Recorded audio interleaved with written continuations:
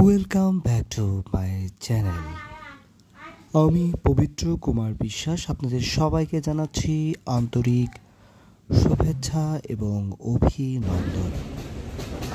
আমরা ট্রেনের রেলওয়েতে যাচ্ছি পরমতীর্থ হিমায়তপুর ধাম, যেখানে আমরা বা পথে কুমারখালী স্টেশন আমরা আছি হচ্ছে কুমারখালী স্টেশন।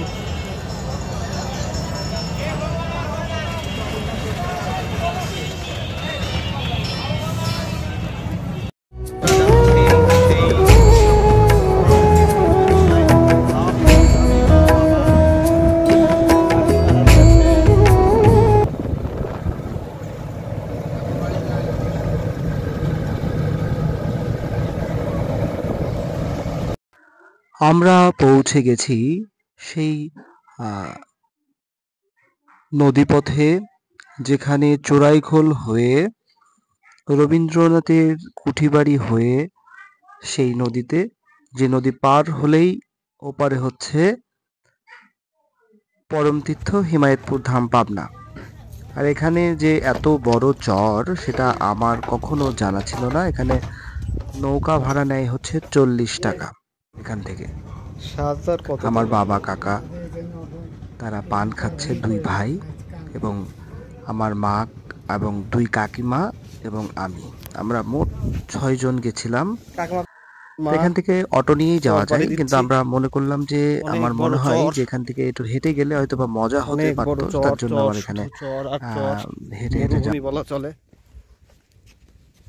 এই রাস্তা দিয়ে যে এত সমস্যা আমি আগে জানতাম না, ভুল করে ঢুকে পড়েছি এই রাস্তায়।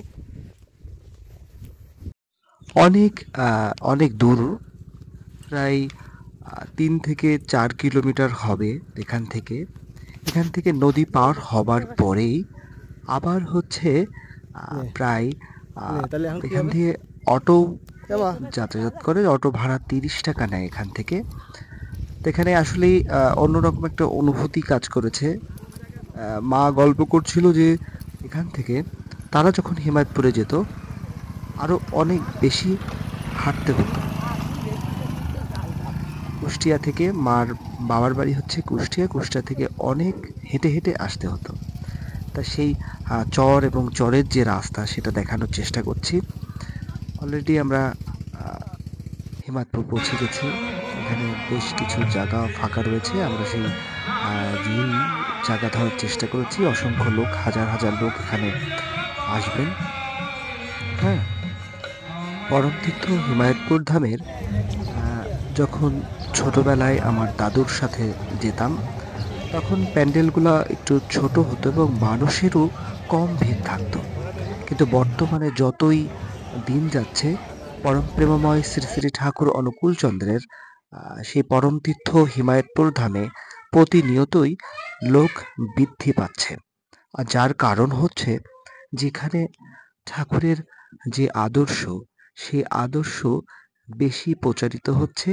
এখানে একটা সবথেকে বড় বিষয় হচ্ছে যে যারা আমরা ধনী হোক, গরিব হোক, যেই হোক না কেন, এখানে প্রতিটা মানুষ আসেন পরম তীর্থ হিমায়তপুর ধামে।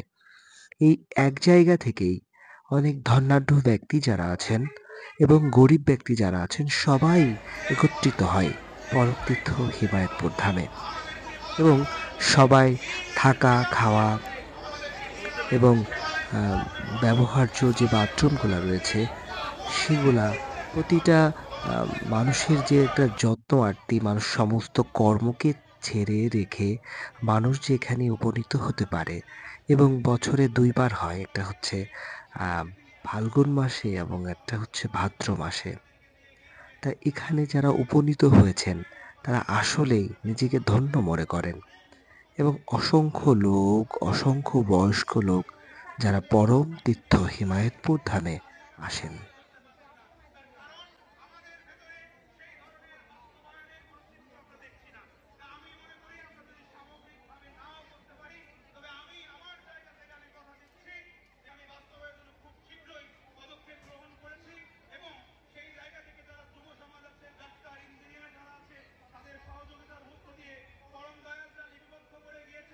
সেটা আজকে ব্যবহার করে যেভাবে তার নাম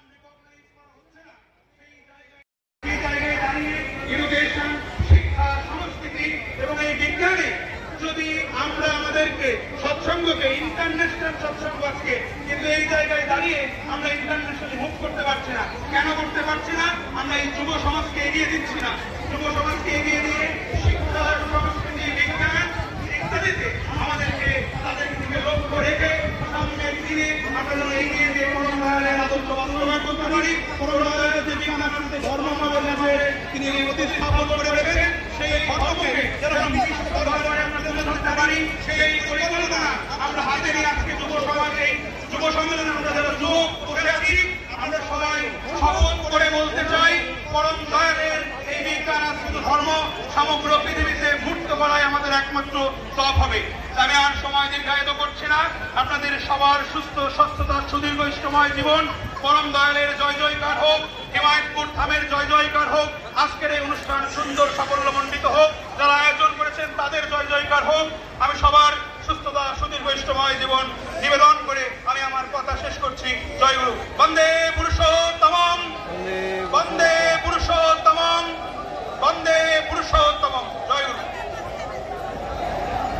অনেক অনেক ধন্যবাদ বিনয় সাহা, যিনি যশোর বিজ্ঞান ও প্রযুক্তি বিশ্ববিদ্যালয় থেকে এসে আজকের সৎসঙ্গের যুব সম্মেলনের প্রতিনিধিত্ব করছেন। এ পর্বে আলোচনায় ভর্তি হওয়ার জন্য সবিনয় অনুরোধ জানাচ্ছি। এখানে আরো রয়েছে স্বাস্থ্য ক্যাম্প, ফ্রি মেডিকেল ক্যাম্প, যেখানে অসুস্থ হলে মানুষ দেখানো যাবে। এখানে আরো রয়েছে পুলিশ ক্যাম্প, যেখানে অসংখ্য পুলিশ রয়েছে মানুষের সার্বিক নিরাপত্তা রক্ষার জন্য। এবং এখানে দূর দূরান্ত থেকে অনেক মানুষ এসেছে, বিভিন্ন জেলা থেকে, 64 জেলা থেকে এখানে এসেছেন বিভিন্ন মানুষ। যেটা দোল পূর্ণিমা, দোল খেলার জন্য বিভিন্ন দোকান রয়েছে এখানে, দোকানের পসরা সাজিয়েছে সবাই। এখানে বিভিন্ন রঙের হোলি আবির দেখতে পাচ্ছি আমরা। এবং এটা হচ্ছে ফ্লেম থেরাপি।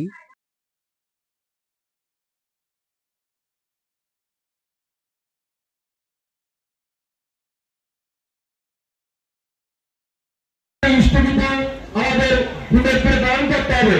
সেই ইনস্টিটিউটে যদি সঠিক সময়ে হুমের বাড়াতে না পারি, আমাদের সেই আদর্শে, ঠাকুর আদর্শে আমরা কিভাবে চলতে পারি? আপনারা বলেন। আমরা যুব সমাজ যারা তিন দিনে ইনস্টিটিউটে বাড়াবে না, যে সংগঠনে আপনারা দেন সেই সংগঠনের সংগঠনে ব্যবহার করবেন। 30 দিন হয়ে আসার সাথে সেই সংগঠনে টাকা দেওয়া, সেই হুমের মাটিতে পৌঁছে যায়। চট্টগ্রাম থেকে যার কথা না বললে নয়, চট্টগ্রাম তথা বিশ্ব স্বাস্থ্যসংগঠনে ব্যবহার করার জন্য যারা ক্লান্ত পরিশ্রম। কিছু দূর আগিয়ে গেলেই আমরা দেখতে পাই আনন্দ বাজার, যেখানে প্রতিনিয়ত প্রসাদ বিতরণ হয়ে চলেছে। মাতা মনমোহিনী দেবীর প্রসাদ, যারা দূর দূরান্ত থেকে এসেছে, আগত ভক্তবৃন্দ যারা রয়েছে, তাদের সবাইকে প্রসাদ দেওয়ার এখানে সুব্যবস্থা রয়েছে। এবং বাংলাদেশের বিভিন্ন প্রান্ত থেকে যারা এসেছেন তাদের থাকা খাওয়ার সুব্যবস্থা এখানে করা হয়। পরমপ্রেমময় শ্রী শ্রী ঠাকুর অনুকূল চন্দ্রের পাশেই রয়েছে মেন্টাল হসপিটাল, যেখানে মানসিক রোগীর চিকিৎসা করা হয়। বাংলাদেশের মধ্যে এটি অত্যন্ত গুরুত্বপূর্ণ স্থান হচ্ছে পাবনা মেন্টাল হসপিটাল, যেখানে বিভিন্ন দেশ বিদেশের বিভিন্ন প্রান্ত থেকে মানুষ মানসিক চিকিৎসার জন্য এখানে আসেন। পরমপ্রেমময় শ্রী শ্রী ঠাকুর অনুকূল চন্দ্র যে আশ্রম রয়েছে, তার মূল গেট হচ্ছে, যেটাই সবসময় পুলিশ প্রশাসন সর্বক্ষণ নিরাপত্তা ব্যবস্থা নিশ্চিতের জন্য থাকেন। এবং তার ডান পাশ এবং বাঁ পাশে রয়েছে সৎসঙ্গ অ্যাপ্লিকেশন, যেখান থেকে পরমপ্রেমময় শ্রী ঠাকুরের বিভিন্ন সংকলিত এবং সহস্তে লিখিত বিভিন্ন গ্রন্থ এখান থেকে প্রকাশিত হয়। এবং ঢুকতেই বাঁ পাশে রয়েছে পরমপ্রেমময় শ্রী শ্রী ঠাকুরের সেই মন্দির, এবং ডান পাশেই রয়েছে মা এবং বাবার স্মৃতি মন্দির। এখানে যে হাজার হাজার ভক্তবিন্দু এসেছে, ঠাকুরের একটা বাণীতে রয়েছে, মানুষ আপন, টাকা পাওয়ার যত পারিস মানুষ ধর।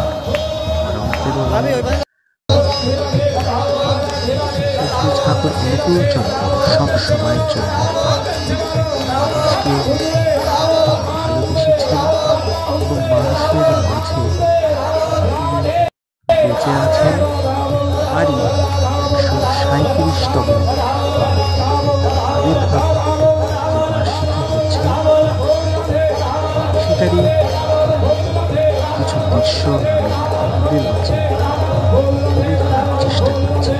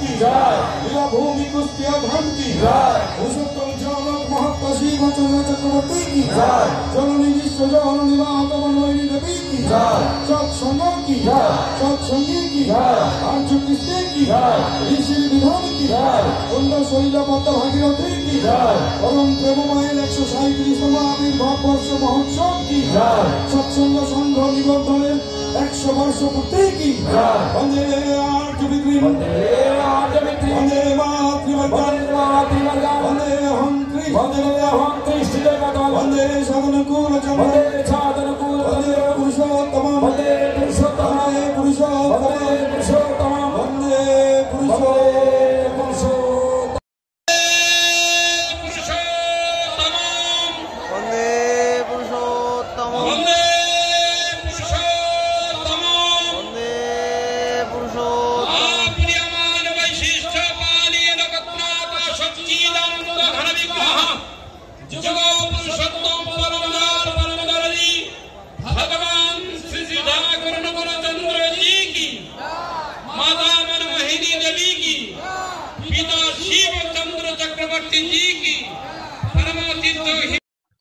পরম প্রেমময় শ্রী শ্রী ঠাকুর অনুকূল চন্দ্রের যে শ্রী মন্দির রয়েছে, সেখানে প্রার্থনা চলছে।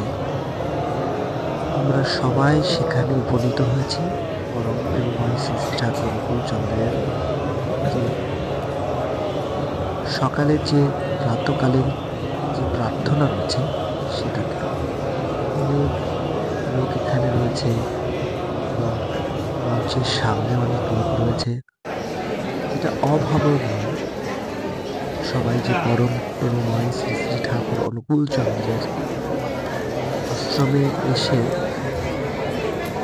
অনেক ভোরে স্নান করে শুদ্ধ বস্ত্র পরে পরম প্রেমময় শ্রী শ্রী ঠাকুর অনুকূল চন্দ্রের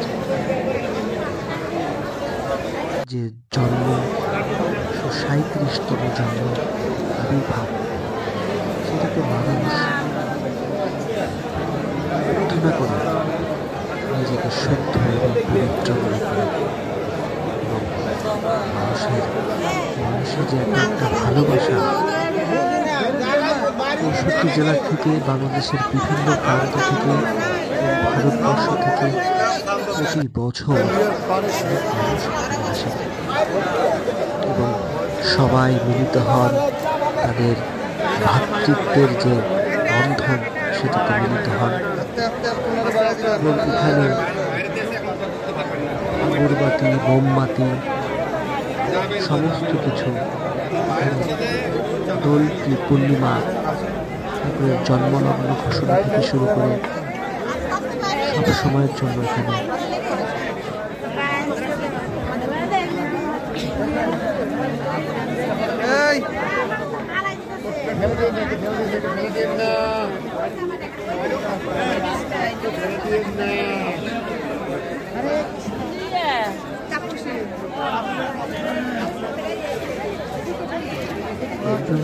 ঠাকুরচন্দ্রের একটা কথা বলতেন, প্রতিদিন সকালবেলা থানকুনির পাতা খাওয়ার জন্য বলতেন। থানকুনি পাতায় অনেকেই তুলে নিয়ে এসেছে কিছু সকালবেলা খেতে করে সেটা করার চেষ্টা করলাম। এখানে আমাদের অনেকেই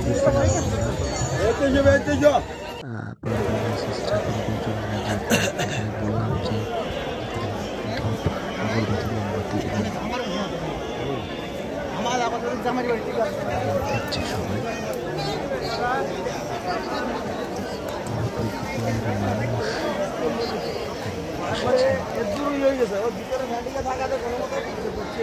যেটা বিশ্বাস করা যায় না। কত ধনী, কত গরিব সমস্ত মানুষ এসেছে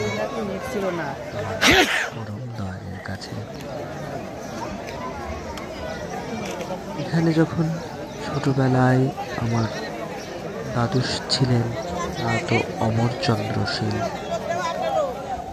সেখানে তিনি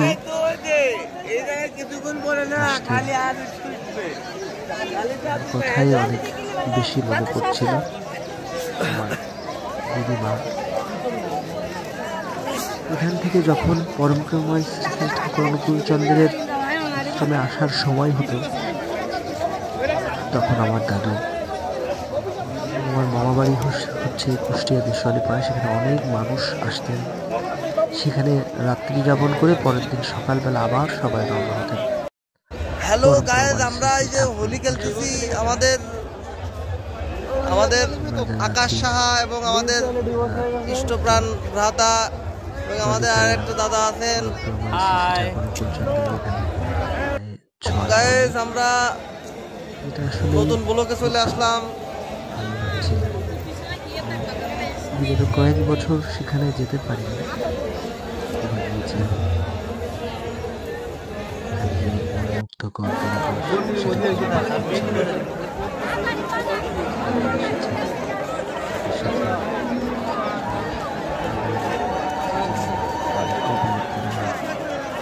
অন্যরকম অনুভূতিকে আমি উপলব্ধি করছিলাম। পরবর্তীতে আমরা ভাবলাম যে পরমপ্রেমময় শ্রী শ্রী ঠাকুর অনুকূলচন্দ্রের যেটা জন্মভূমি রয়েছে, যেখানে পরমপ্রেমময় শ্রী শ্রী ঠাকুর অনুকূলচন্দ্র আবির্ভূত হয়েছিলেন, সেটা এখন মানসিক হাসপাতালের মধ্যে রয়ে গেছে, সেটা এখনো উদ্ধার হয়নি। আমরা সেখানে গিয়েছিলাম আমার ঠাকুরকে দর্শনের জন্য, এবং এখানে আমরা দেখতে পাচ্ছি যে অনেক সকালে বড়ই পারতেছে কিনা, এবং সেটা হচ্ছে অনেক সকালবেলা।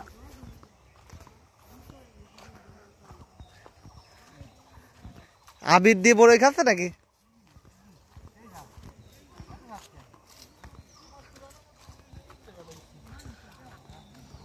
কি কও? এটাকে কিছু চলছিল পরমপ্রেমময় শ্রী ঠাকুর অনুকূলচন্দ্রের। না, এখন খাবো না তো, যে পরে নিয়ে খাবো না। এসেছিলেন মিষ্টি আছে জায়গাটা। ও, তাহলে দরকার নেই। এটাকে সবসময় উন্মুক্ত করা হয় না, এটাকে সবসময় বন্ধ থাকে। আমরা এখানে গেলাম, পরমপ্রেমময় শ্রী শ্রী ঠাকুর অনুকূলচন্দ্রের যে জন্মস্থান, সেখানে প্রণাম করলাম। অনেক ভালো লাগছিল। অনেক বছর পরে এখানে আমার পরম দয়ালের জন্মস্থান দর্শন করলাম। পূর্ণ জন্মস্থান, যেখানে অনেকেই মোমবাতি, ধূপকাঠি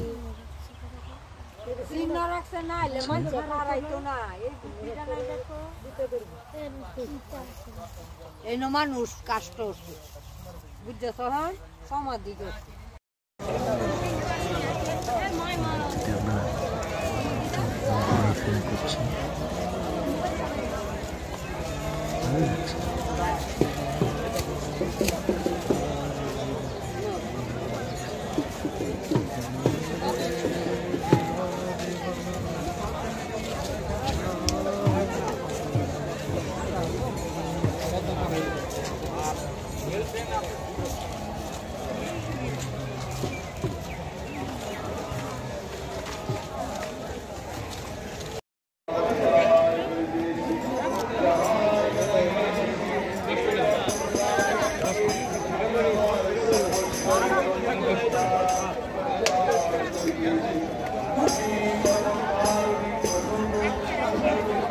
ভিতরে আগুনের অবস্থা কি দেখছেন?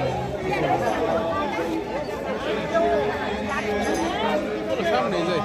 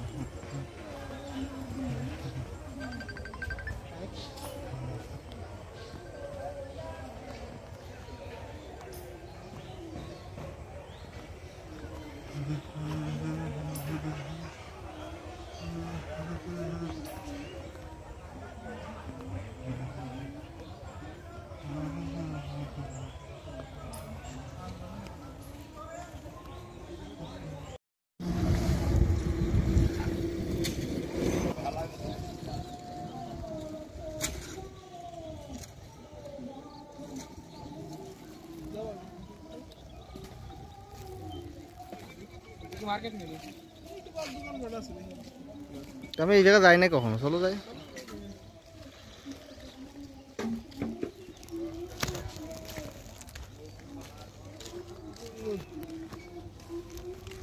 এটা বাজিতপুর,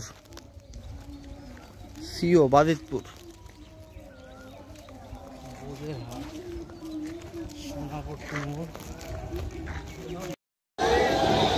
ওই জায়গা যাবা?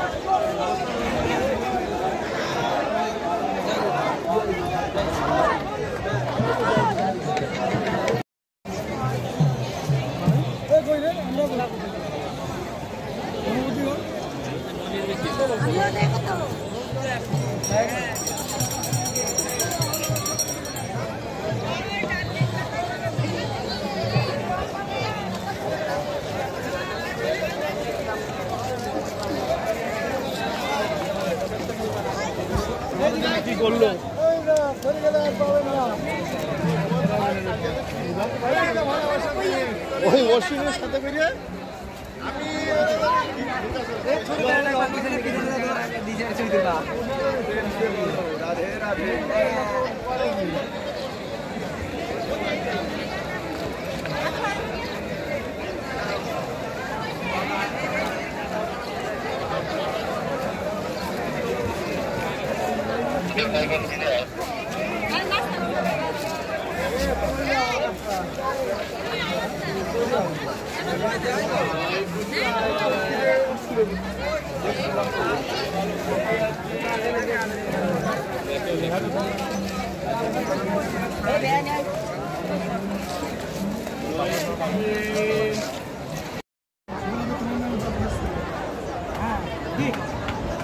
আমার হাতে বিয়ে হয়েছে মাফিটা কোন বিয়ে আছে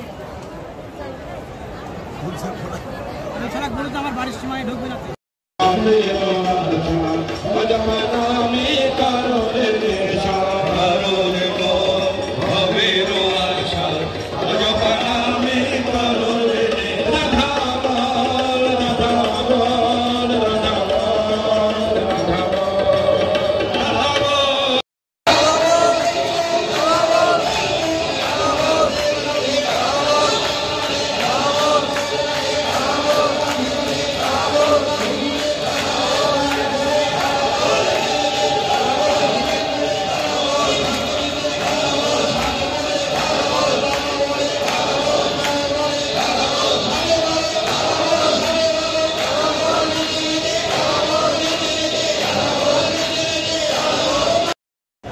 একবার ঢিপ লাগিয়ে গেছে। হ্যাঁ আর সঙ্গীত শুরু হলে মোবাইল নিয়ে খুব বেশি ভিডিও না করে দেখেন ফেসবুকে যারা ফেসবুক ব্যবহার করতেছেন সৎসঙ্গ হিমায়তপুর পাবনা নামে একটি ফেসবুক পেজ আছে সেখান থেকে গতকাল থেকে এখানে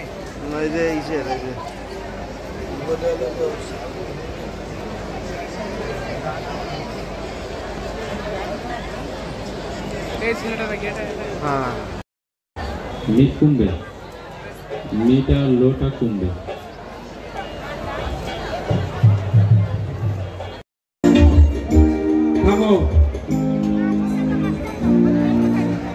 আমরা বাবা দাও বসো বসো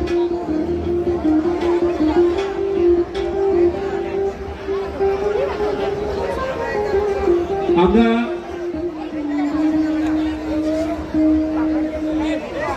মা নিতু তুমি ঘুরে দাঁড়াও আমরা এখন নিতুকে বরণ করে নিচ্ছি আমাদের শ্রী শ্রী ঠাকুর অনুকূলচন্দ্র সৎসঙ্গ হিমায়তপুর পাবনা কেন্দ্রীয় পরিষদের প্রচার এবং প্রকাশনা সম্পাদক সদ্য শ্রী হিরণময় ঘোষ সহপ্রতিনিধি মন্ডলী আমরা মহোদয়কে নিতুকে বরণ করে নিতে বলছি জয় জয় রাধা গোবিন্দ সীতানাথ প্রেমানন্দে হরি হরি বল বলো বন্দে পুরুষোত্তম বন্দে পুরুষোত্তম বন্দে পুরুষোত্তম আমরা এই মঞ্চে থেকে সবাই নামো মঞ্চে কেউ ভিড় করবেন না আমরা এখন নিতুর কণ্ঠে গান শুনবো তার একের পর এক পরিবেশনা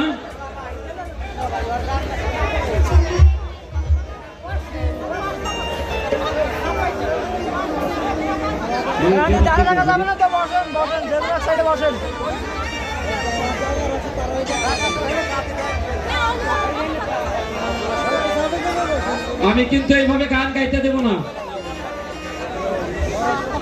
গান বন্ধ থাকবে। আমি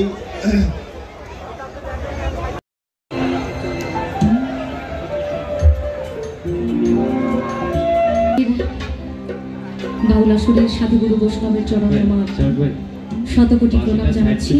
কাট করে দিয়ে সামনে মনিটরে বাড়ান, আমি যেখানেই যাই মনিটরের লেভেল বাড়ায়। প্রথমে একটি কথা বলি, আসলে এই পূর্ণভূমিতে এসে নিজেকে আজকে ধন্য মনে করছি। আসলে সকলের তো এই সৌভাগ্য হয় না। আপনারা কত দূর থেকে এসেছেন, আমার ঝড়ে জলে না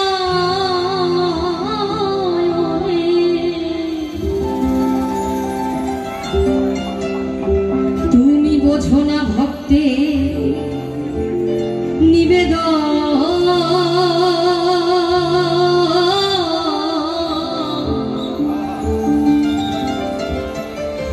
হে দয়াল ঠাকুর তুমি আছো কত দূর, আমি পাবো কি তোমার দর্শন,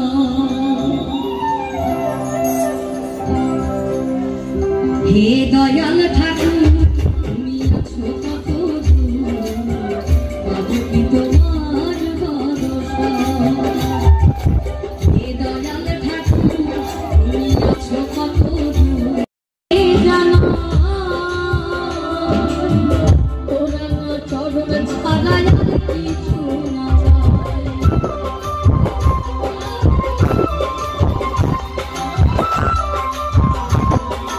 ভুলে 16 আনা দিবে বলে গাজ দিলে না রে মোর, তুমি 16 আনা দিবে বলে আজও দিলে না,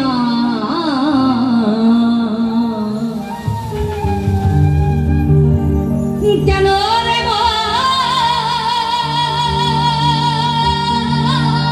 সাধু সঙ্গ দিলে না রে, তুমি কেন দেব সাধু সঙ্গ নিলে না,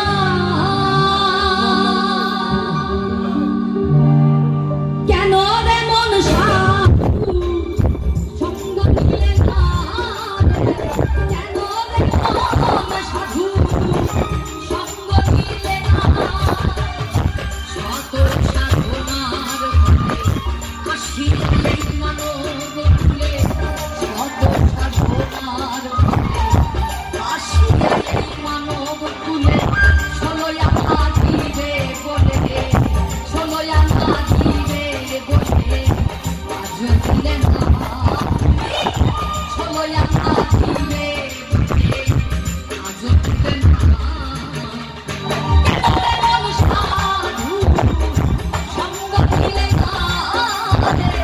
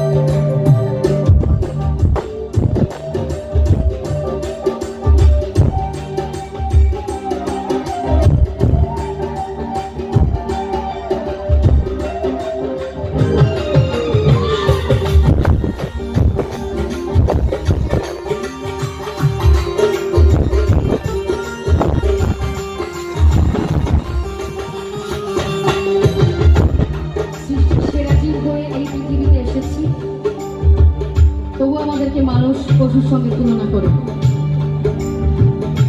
পশুর সঙ্গে তুলনা করে। তার মানে আমরা পশুর মতো আচরণ করি, কাজ করি, সেই কারণেই মানুষ আমাদেরকে ওই পশুর সঙ্গে তুলনা করে। তবে আমরা এতটাই বোকা, একটা বাঘও পশু, একটা কুকুরও পশু। এবার কাউকে যদি কুকুরের বাচ্চা বলে গালি দেওয়া হয়, সে মনে মনে কষ্ট হয়, উল্টে মারামারি করে, ঝামেলা করে। আবার যদি বলে তুমি বাঘের বাচ্চা, খুশি হয় মনে মনে। অথচ দুটোই কিন্তু পশু, আর আমরা ওই পশুর মতোই আচরণ করি। তাই জন্যই এখন আস্তে আস্তে আমাদের দেশ, সমাজ, রাষ্ট্র রসাতলের দিকে যাচ্ছে, তাই না? যেখানে 4 বছরের, 5 বছরের, 8 বছরের শিশুরাও সুরক্ষিত নয়, তাহলে আমাদের সুরক্ষা কোথায়? আমরা কোথায় মানুষ? আমরা মানুষ হতে পারিনি, শুধুমাত্র রক্তে মাংসে গড়া এই দেহটাই, এর ভিতরে মনুষ্যত্ব বলে কিছুই নাই। তাই এবারে যে মহাজন এই গানটি লিখেছে, এবার কি বলছে? আর পশু বছরে তুই একবার তুই দেখি মানব মানে না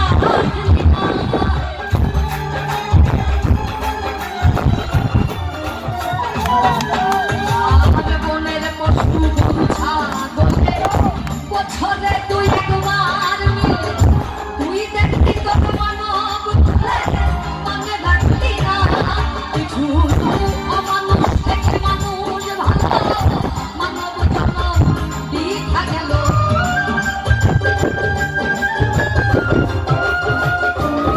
কিছু অমানুষ থেকে মানুষ ভালো মানব জনম দেখা গেল।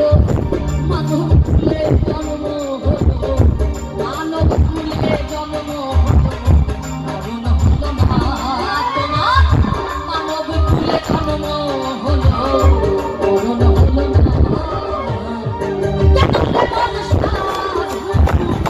সঙ্গ মিলে না কেন সাধু, সঙ্গ মিলে না।